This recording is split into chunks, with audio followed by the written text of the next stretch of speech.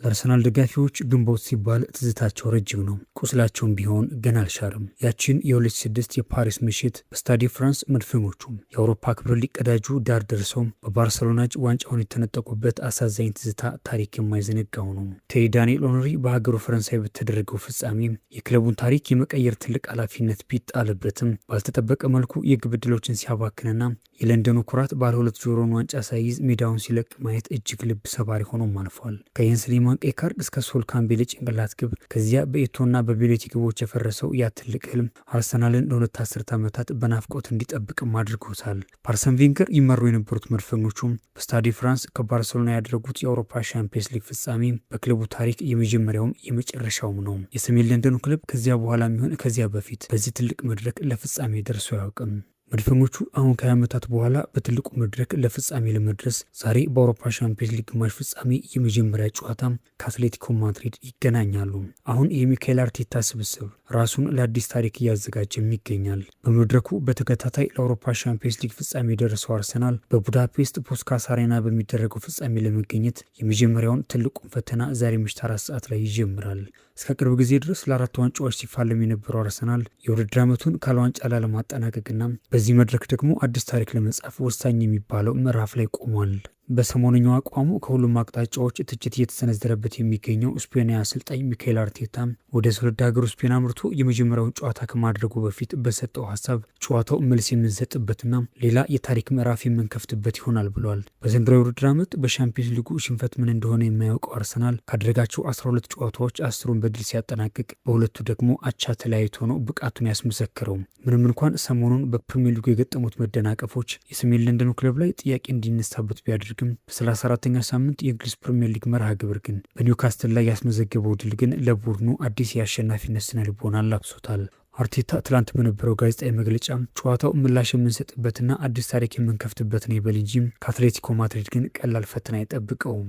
በሌላ በኩል ዲየጎ ሲሚዮኔና ልጆቹም የራሳቸውን ታሪክ ለመጻፍ ተዘጋጅተዋል። ባርሴሎናን አሸንፎ ለዚህ ደረጃ የደረሰው አትሌቲኮ ማድሪድ በውድድር ዓመቱ በሻምፒየንስ ሊግ 34 ግቦችን ያስቆጠረ የፊት መስመር አለው። በተለይም 9 ግቦችን ከመረብ ያሳረፈው አርጀንቲና አጥቂ ሁሊያን አልቫሬስ ለዊሊያም ሳሊባና ጋብሪኤል ማጋሌሽ የቤት ስራ እንደሚሆንም ይጠበቃል። ሆኖም የአትሌቲኮ ማድሪድ ደካማ ጎን የሆነውና በ14 ጨዋታዎች 26 ግቦችን ያስተናግደው የተከላካይ ክፍላቸው ነው።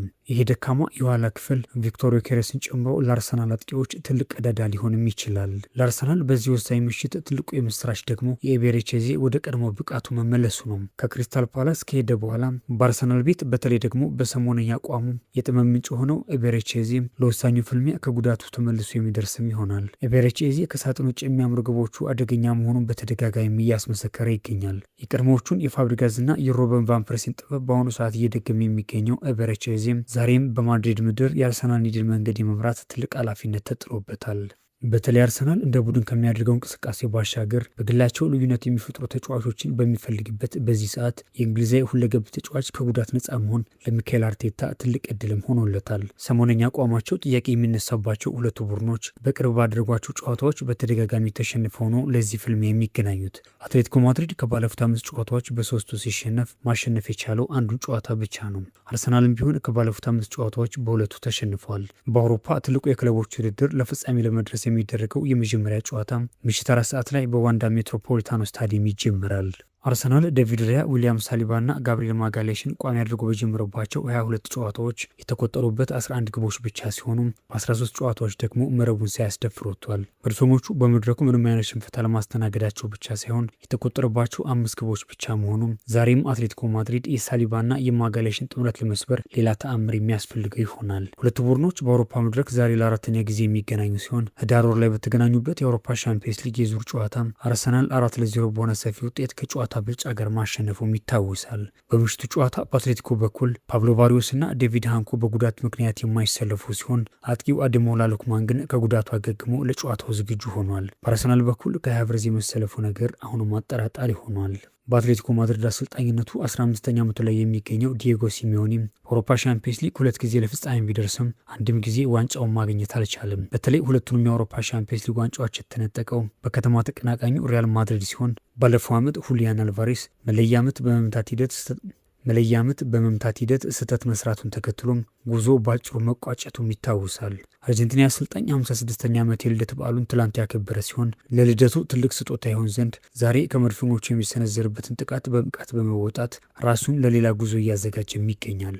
በስፔን ዋና ከተማው ክለብ ከላሊጋ ጀምሮ ሁሉንም ትልልቅ ዋንጫዎች ያሸነፈው ዲየጎ ሲሚዮኒም በቅርቡ በተሰራ ዘጋቢ ፊልም ላይ የጎደለህ ምንድነው ተብሎ ለቀረበለት ጥያቄን የአውሮፓ ሻምፒየንስ ሊግ ክብር ብቻ ነው ብሎ እንደነበር ይታወሳል። ምናልባትም ይህኛው ዓመት ዲየጎ ሲሚዮኒ የናፈቀውን ዋንጫ ወደ ማድሪድ ሊወስድ የሚችልበት የመጨረሻው ዕድል ሊሆንም ይችላል።